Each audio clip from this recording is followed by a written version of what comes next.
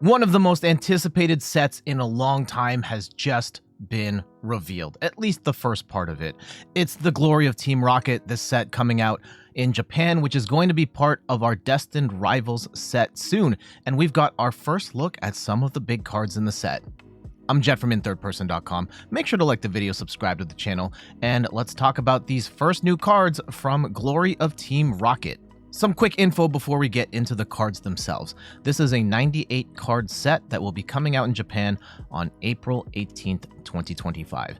And for us outside of Japan, we are getting these cards on May the 30th as part of Destined Rivals. The highlight, of course, is Team Rocket's Mewtwo EX. This is a huge basic Pokemon at 280 HP. We have not seen a basic this big since Wailord V that nobody played, but this is absolutely massive, bigger than any EX we've seen in the Scarlet and Violet era, and at this point this is tag team levels of big. And not only that, Mewtwo has a retreat cost of 3, so once this thing's in the active, it's going to be really hard to get out. You might think like, oh, we'll just play Latias EX, but there's a problem there too, because Mewtwo has the ability Power Saver, where this Pokemon can't attack unless you have 4 or more Rocket's Pokemon in play.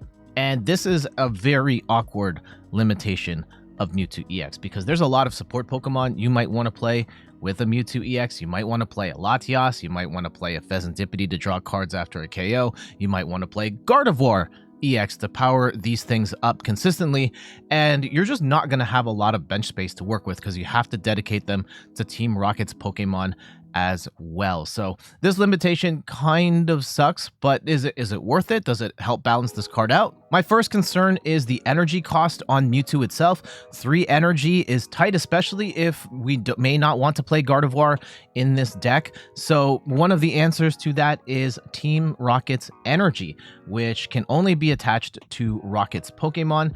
And then from there, it covers some combination of Psychic Energy or Dark Energy, and it's 2 energy in total. So for 2 attachments, you are able to swing for the 160 plus. As for discarding energy from the bench, that's what Rocket's Spidops is for. It's got the ability Charge Up, where once during your turn, you may attach a basic energy from your discard pile to this Pokemon, which gives us an infrastructure from which Mewtwo can discard energy and get that energy back. So Spidops, amazing partner for Mewtwo EX. And for example, if you also just need extra energy to even power up Mewtwo in the first place, you could also use Energy Switch to move energy from the Spidops to a Mewtwo EX, assuming you have multiple Spidops on the board and you've got energy to spare. On top of that, Spidops' attack is not that bad. Rocket Rush for a grass and a colorless does 30 damage for each of your Team Rocket's Pokemon in play.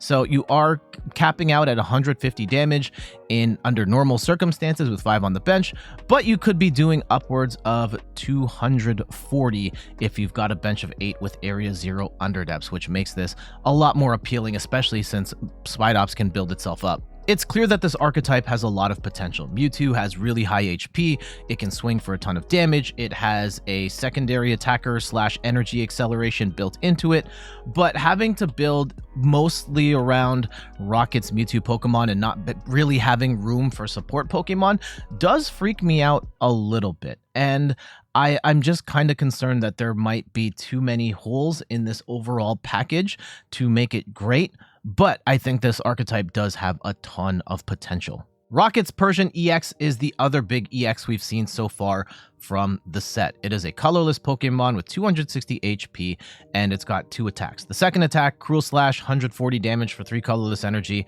plus Confusion, is not ideal. No one's going to use that attack. But the first one, Arrogant Order for 2 colorless energy. Again, we can use the Rocket energy to power this up in 1 attachment. Your opponent reveals their top 10 cards of their deck. You may choose an attack from a Pokemon you find there and use it as this attack. Your opponent shovels the revealed card back into their deck. This is peak troll right here. There are going to be times where this is absolutely amazing, and there will be times where this is absolutely horrible. And there will be times you'll be playing against decks where there is no good attack to choose from. But when it works, this is going to be incredible. I don't really see this having much in the way of competitive connotations to it. I think it's just way too inconsistent for it to be truly good, but I do think this is going to be a fun troll deck. If you do happen to play the Persian, you do get the opportunity to play Meowth, and its first attack is not that bad actually. Catnap for 1 colorless energy lets you choose a random card from your opponent's hand, and then they have to reveal it and put it back into their deck. A little bit of disruption in there. And it's an opportunity to play this absolutely adorable secret rare version of Meowth with Giovanni in the back. We're also getting a full Porygon line, and we're going to move from left to right here. So Porygon has 60 HP. It has the attack hacking, where for 1 colorless energy, you discard a card from your hand, and then your opponent has to discard a card from their hand. And discarding a card from your hand doesn't seem great until we read the rest of the Porygon. So let's move over to Porygon 2, where it has the attack control for 3 colorless energy, does 20 damage for each supporter in your discard pile with Team Rocket in its name. So we're using that Porygon discard in order to get supporters in the discard pile to power up our control attack. And then the Porygon Z has 140 HP. It has the ability Reconstitute, where you can discard 2 cards from your hand and you can draw a card. Again, primarily using this to get Team Rocket supporters in the discard pile. And its attack control are only 2 energy this time, but has the same amount of damage, where you're doing 20 damage for each supporter in your discard pile with Team Rocket in its name. Spoilers, at the time of this recording, they've shown 3 Team Rocket supporters, so if you've got a maximum of 4 of each, you can do upwards of 240 damage. Team Rocket's receiver will help Porygon out because it lets you search your deck for a supporter card with Rocket in its name, reveal it and put it into your hand, then shuffle your deck. And not only is this good for the Porygon deck, but also just good for any of these Team Rocket based decks because these supporters are pretty good. The first Rocket supporter we're going to look at is Team Rocket's Giovanni. This allows you to switch your active Rockets Pokemon with one of your benched Rockets Pokemon, and if you do that, you get to switch one of your opponent's bench Pokemon with their active Pokemon. And we have seen this effect a few times now, most notably in Prime Catcher, where you get to do a similar thing, but you have to switch your opponent's Pokemon first. I'm not sure if there's any potential benefits or downsides of you switching first, but because you're going to switch both anyway, I don't think it means all that much. In any case, it's a similar effect to Prime Catcher, but Prime Catcher is an item, so that's technically better than Team Rocket's Giovanni, but you can also play 4 copies of Team Rocket's Giovanni while you can only have 1 copy of Prime Catcher. If anything, it's probably closer to Guzma, which is basically Team Rocket's Giovanni, but the order in which the switching happens is different. But still, we absolutely know this effect is busted. And the fact that the Team Rocket decks can have 4 of these in their deck on top of, having the option of Boss's Orders and all the other gusting in the game right now is incredible. Team Rocket's Archer states that you can only play this card if one of your Team Rocket's Pokemon was knocked out during your opponent's last turn. Each player shuffles their hand into their deck, then you draw 5 cards, and your opponent draws 3 cards. The obvious resemblance here is Unfair Stamp, which is an ace spec, and you only have 1 ace spec versus here, it's a supporter, you can have up to 4 of these. So that's incredible hand disruption for the Team Rocket deck. But there are a couple of downsides. The most obvious one here is that your opponent gets 3 cards instead of 2, like Unfair Stamp. But the bigger deal here potentially is the fact that a Team Rocket's Pokemon has to get knocked out in order for you to play this card. And yes, I know the Team Rocket cards really want you to keep them together, but you might want to play something like a Squawkabilly or a Pheasantipity EX for the inherent support that those cards provide. And if one of those gets knocked out, then you can't play Team Rocket's Archer. This is still a great card, and you can have 4 copies of this instead of 1 like Unfair Stamp, but there are some clear downsides to this as well. Last card we're going to look at today is Team Rocket's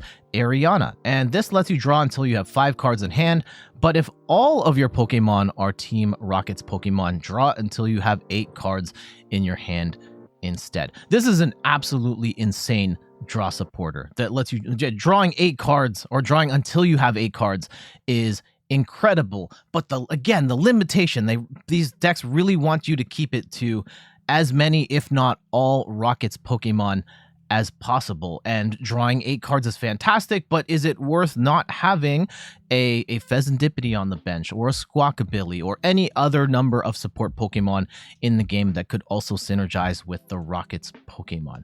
I'm not so sure. I think we're going to have to see what other support comes out, and Area Zero Underdepths could help to make room for those support Pokemon where need be, and maybe you can just bump them out and keep it to Rocket's Pokemon so you could play something like an Ariana. This one, like, it's such a good card if you're able to build entirely around Rocket's Pokemon, but I'm not sure that you do want to build entirely around Rocket's Pokemon. But I guess we'll just have to wait and see till the cards drop to see if that, like, just building a solely Rockets deck is sustainable. And there we go. That is our first look at the Team Rocket cards from the Glory of Team Rocket set in Japan.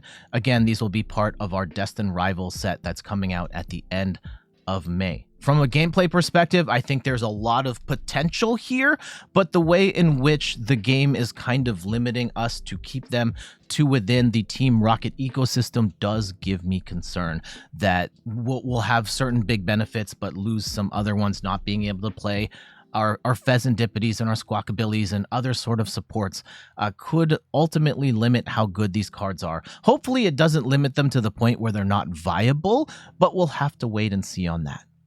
But for now, I gotta get going. Thank you so much for watching. You can find me on all the things: YouTube, TikTok, Twitter, and Instagram at InThirdPerson. You can find me on Twitch at InThirdPerson, where I stream the Pokemon trading card game every Sunday at 10 a.m. Eastern Time. And check out the website inthirdperson.com for more articles and videos on video games, board games, and other nerdy pursuits. So until the next one, I'll see you later. Bye-bye.